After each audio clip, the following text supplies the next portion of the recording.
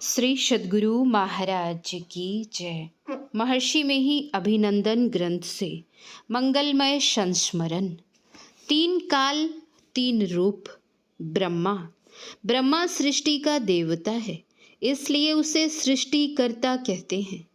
प्रत्येक मनुष्य में यह सृष्टिकर्ता विद्यमान है, उसकी आंतरिक सृजन शक्ति के रूप में। मैंने अनेकों बार अपने गुरुदेव पूज्यपाद महर्षि में ही परमहंस जी महाराज में इस ब्रह्मा के शुभ दर्शन किए हैं, अनेक रूप में। लेकिन औरों की तरह महर्षि जी के क्रियाकलाप का विभाजन करना उतना आसान नहीं है, इसलिए मैं उनके ब्रह्मा विष्णु और शिव के मिश्रित रूप का ही वर्णन कर रहा हूँ। एक रूप मेरी पुत्री रूसी की मृत्यु मेरी गोद में ही हो गई थी। जीवन प्रकाश का विलीनीकरण धीरे धीरे मृत्यु के अंधकार में कैसे हो रहा था, इसका साक्षात्कार मैंने कर लिया था।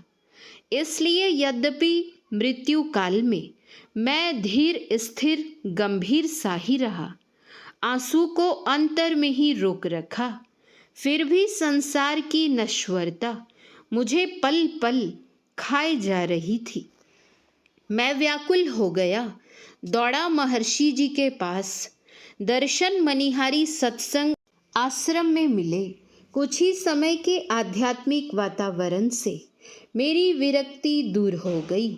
बाद में करीब 76 वर्षीय वृद्ध स्वामी जी ने कक्षा कसकर एक नवयुवक की तरह मुझे जप और ध्यान करने का जो आसन सिखाया, वह रूप शायद ही किसी ने देखा होगा।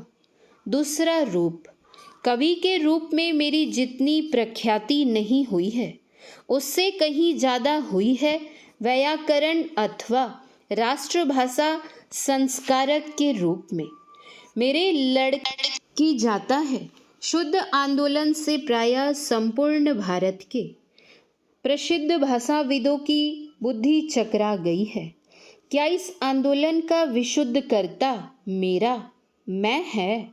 नहीं, इसमें पूज्य गुरुदेव के भी सूक्ष्म आशीर्वाद का फल है। नहीं तो एक छोटा सा बच्चा, मैं उधर भारत के प्रायः सभी विद्वान, साथ में पंडित जवाहरलाल नेहरू, राष्ट्रपति राजेंद्र प्रसाद, आचार्य विनोबा भावे, श्री जयप्रकाश नारायण आदि राष्ट्र के कर्णधार व्याकरण होने के नाते मैं महर्षि जी के कुछ शब्द सुझावों को साहित्यकों के समक्ष रखने का प्रयास करता रहा हूँ। जैसे हिंदू, हिंदी, हिंदुस्तानी और हिंदुस्थानी शब्दों का बहिष्कार और भारतीय शब्द के ग्रहण का आग्रह, पूर्णिया के पुराणिया के ग्रहण का आग्रह, हिंदी, हिंदुस्तानी आदि इन शब्दों का प्रयोग किसी भी धर्म ग्रंथ या प्राचीन पुस्तक में नहीं किया गया है। यह फारसी भाषा के शब्दकोश में मिलता है, जिसमें हिंदू का अर्थ दिया गया है गुलाम। यह है महर्षि जी का मंगलमय अन्वेषण और निर्देश। तीसरा रूप, एक दिन लोगों ने आश्चर्य से देखा कि इतने बड़े महात्मा और एक पागल साहित्य के घर की पहली ईंट एक गंदी और जंगली जगह गाड़ने जा रहे हैं। रिक्शा पर नहीं, पैदल ही। ठीक बगल में ही नगर पालिका के मल की गाड़ी दुर्गंध बिखेर रही थी। सत्संग हुआ। महर्षि जी ने 2 ईंटें गाड़ दी। मैं मकान दूसरी जगह बनवा रहा था। कुछ खर्च भी हो गया था, किंतु अंत में देखता हूँ कि वह मकान तो असंपूर्ण रहा और घर वहाँ पर बनकर तैयार हो गया है जहाँ पर महर्षि जी ने ईंटें गाड़ी थीं। मुझे इसमें भी महर्षि जी की दिव्यता का अनुभव होता है। सौरभ कवि निराला पल्ली, कटिहार पुरैनिया। श्री सद्गुरु महाराज की जय। शांति संदेश अप्रैल 2024 ईस्वी। प्रसंग है कि जब राजा भर्तृहरि महाराज राजपाट छोड़कर संत हो गए, तब जंगल में वे फूस की कुटिया बनाकर रहा करते थे। एक दिन वे धूप सेकने कुटिया के बाहर बैठे थे, तभी अकस्मात एक विचित्र घटना घटी। तेजी से दौड़ता हुआ एक घुड़सवार कुटिया की ओर आ रहा था। देखते ही देखते वह द्वार के पास आ पहुंचा, परंतु यह क्या, ठीक तरह पहुंच भी ना पाया था कि एक और घुड़सवार हवा से बातें करता हुआ वहां आकर उपस्थित हुआ। भर्तृहरि जी विस्मय के साथ यह सब देख रहे थे। प्रथम घुड़सवार ने शालीनता से कहा, मैंने पहले देखा है हीरे को और पहुंचा भी पहले ही हूँ, अतः इसका वास्तविक अधिकारी भी मैं ही हूँ। दूसरे घुड़सवार ने रोष में आकर कहा, तुम्हारे देखने या पहुंचने से क्या प्रयोजन? देखते हो यह तलवार, अपने भुजबल से मैं प्राप्त करूंगा इसे। हीरे की प्राप्ति के लिए दोनों की तलवारें म्यान से बाहर हो गईं। विवाद बढ़ा।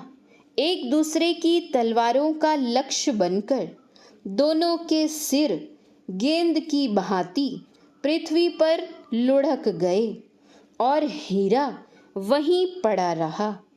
उसे खबर भी न थी कि उसके मालिक बनने का दावा करने वाले दो वीर अपनी बलि दे चुके हैं। भर्तृहरि जी महाराज विचारने लगे, वाह हे मालिक, यह हीरा ज्यों का त्यों पड़ा है और इसको मेरा मेरा कह करके उन दोनों ने अपनी जान गंवा दी। खेद, संसार में सभी वस्तुओं का स्वामित्व ऐसा ही है। श्री सद्गुरु महाराज की जय। श्री सद्गुरु महाराज की जय। श्री सद्गुरु महाराज की जय। गुरु नानक साहब की वाणी। समुद्र में बूंद है और बूंद में समुद्र है, अर्थात पिंड में ब्रह्मांड और ब्रह्मांड में पिंड है।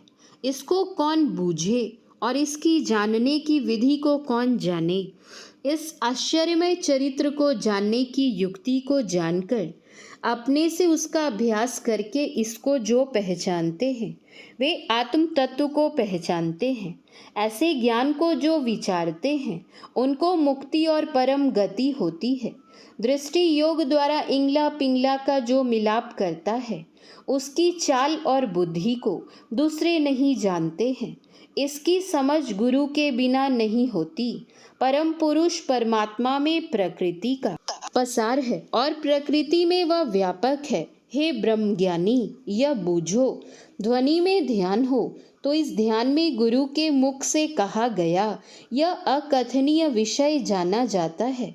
मन में ज्योति है, ज्योति में मन रहे तो 5 गुरु भाई, 5 सहायक, 5 शब्द मिल जाते हैं। गुरु नानक कहते हैं कि जो केवल शब्द में लौ लगाते हैं उनकी सैकड़ों बलिहारी है। व्याख्याकार महर्षि में ही परमहंस। श्री सद्गुरु महाराज की जय। श्री सद्गुरु महाराज की जय। श्री सद्गुरु महाराज की जय। जय गुरु।